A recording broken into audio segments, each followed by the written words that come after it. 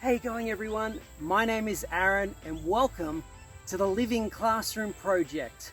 And today we've got some online classes for you guys at home because at the moment we're in a little bit of a crisis. There's people that are trapped and stuck at home and isolated like myself. And at the supermarket, some of the shelves are completely empty. So our job here is to teach you guys some tips, some tricks, some techniques and some fun activities so you guys can be living classroom garden ambassadors and bring the supermarket to your backyard so you get free food. How cool is that? But first, we have to think of 3 very important rules or permaculture ethics, and they are earth care, people care, and fair share. Now what do they mean? Well, the earth looks after us. It gives us everything for free. Our food, our water, our oxygen, our shelter. It gives us everything. So we have to do everything in our power to work with nature rather than against, so we can build gardens and create food for not just me, but the animals, the soil, the trees, everyone. So we don't want to be using any chemicals, no pesticides, no fertilizers, no herbicides and fungicides, no chemicals. We want to work with nature. Next one, people care. I can't do this garden on my own. I've got friends, I've got family. We have to all look after each other because a garden only works when we work together as a community. So we have to look after everybody, our friends, our family, our neighbors, our community, and all the people out there in the world we can share different recipes with, different techniques, so everyone is a gardener all around the world. And finally, fair share. That seems pretty self-explanatory, doesn't it? But fair share is about closing the loop. Now what do I mean by that? I mean all the food that we get, all the food waste, we compost it, we feed the soil, we feed the microorganisms, we feed the worms, we feed the trees, the animals, the birds, the bees, all the little insects, we feed everyone.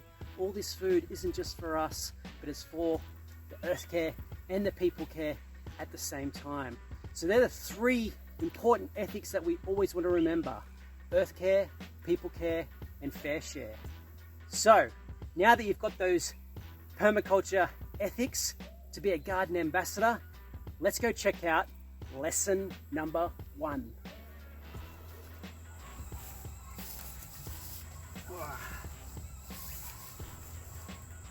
Okay, lesson number 1, and that's the first permaculture principle, and that is observe and interact.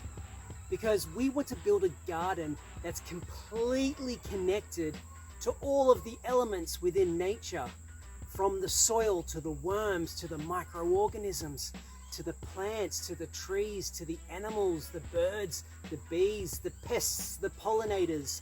Then even higher than that, up into the atmosphere, the wind, the climate, the different weather patterns. Now let's go above that. What's the moon doing? What's the sun doing? All of these layers are having a massive impact on our garden. So we can have so many different jobs as a garden ambassador. We can be geologists looking at the soil. We can be mycologists looking at the fungi.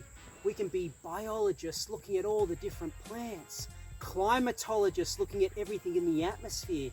And astrologists looking at everything in space, and they all have a dramatic effect on our garden. And it's our job as garden ambassadors to observe and interact all of these interplaying elements to see where our garden fits in the big grand life cycle of nature.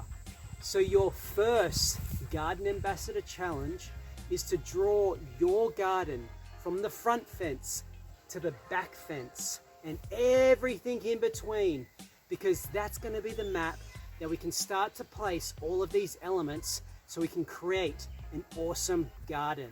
Now I'm going to draw my garden for you right here, just to give you an example. It can be as simple or as detailed as you like, but as long as it's your garden. Let's go.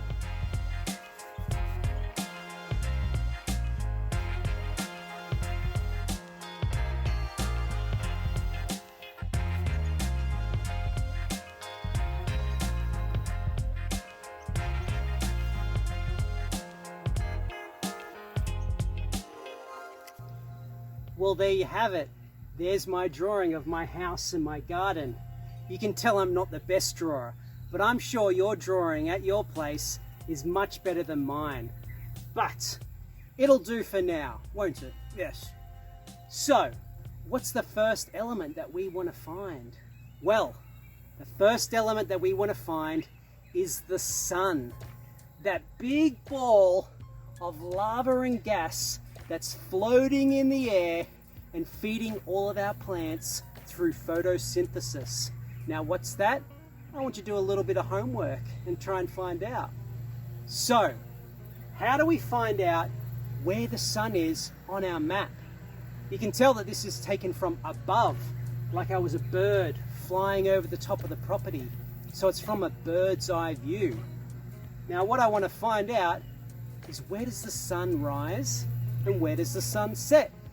Well, if you get up very early in the morning, sorry parents, and you stand in the middle of your garden, and with your right hand you point at where the sun rises. Here it is. Point where the sun rises and then mark it. So mark your little spot here and then mark maybe on the fence where it's rising. And then I want you to wait until the very end of the day to find out with your left hand, pointing and finding out where the sun sets. Oh, there's the sunset. Now, there's your left hand. So if you're pointing at the sunrise with your right hand and the sunset with your left hand, then your nose should be pointing north. Up. North.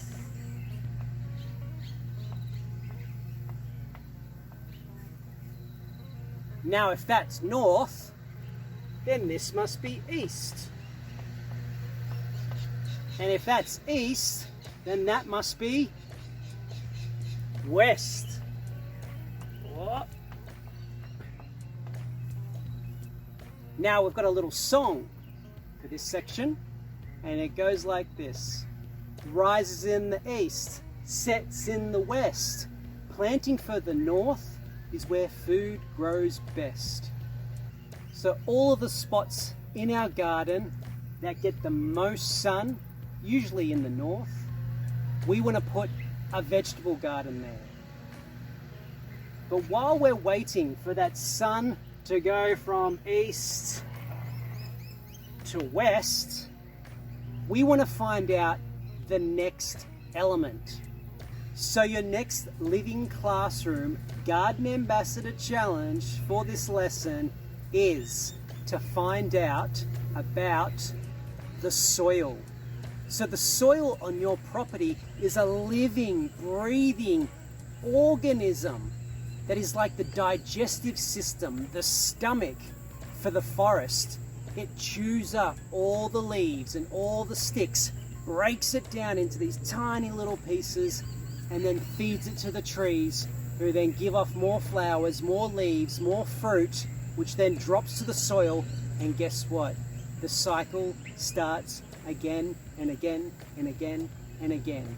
So we want to find out what type of soil you have on your property, that you have in your garden. And a fantastic tool for that is my spoon blade, or a spade. I call it a spade because it's like a spoon but with a blade. And what I want to do is just put it into the ground. And I want to dig it up. What have I got? Whoa. I want to find out, is my soil soft and fluffy? Is my soil hard and rocky? Is it full of sand? Is it full of clay? What's in your soil?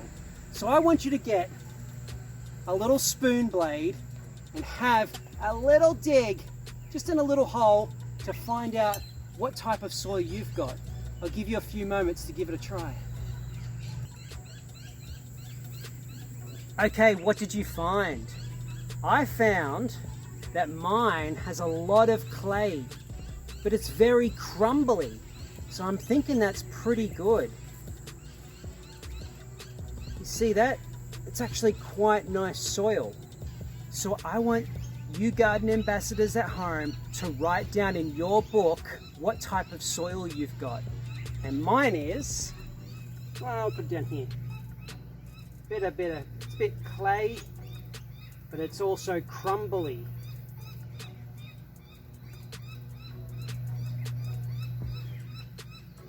So write down in your book, next to your map, what type of soil you've got. Once you've done that, I want you to go for a little bit of a walk around your property to find out a little bit more about the land. I want you to find out, is it steep? Is it flat? Is it a little bit slopey? Or is it like a cliff? Have a walk around and mark on your map where it's really steep, where it's really flat, where it's just a little slope. And start marking it onto your map so we can find out where the best growing space is. So on my map, I found out that all around here, it's very flat. That's pretty good. And then I found from here down to this fence was just like a little slope. Not too bad. Then from here down to here, it was very steep. Sorry, I'm kind of writing upside down right now. It was very steep. So now that I know where it's flat, it's sloped, and it's a bit steep, I can start to work out where our garden goes. And I want you to do that at home too. Okay, garden ambassadors, let's do a bit of a recap. Today, we learnt about the 3 permaculture ethics: earth care, people care, and fair share. And we also learnt about 2 of the 4 environmental elements that are going to help our garden grow.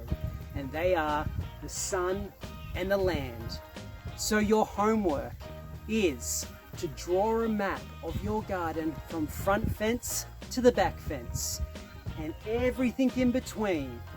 And I want you to find out where the sun rises and where the sun sets, and I want you to mark them on your map. Then I want you to look at the land. Have a little dig around. Do you have lots of sand? Do you have lots of clay? Is it really, really hard, or is it really, really soft? And I want you to write it next to your map what type of soil you have.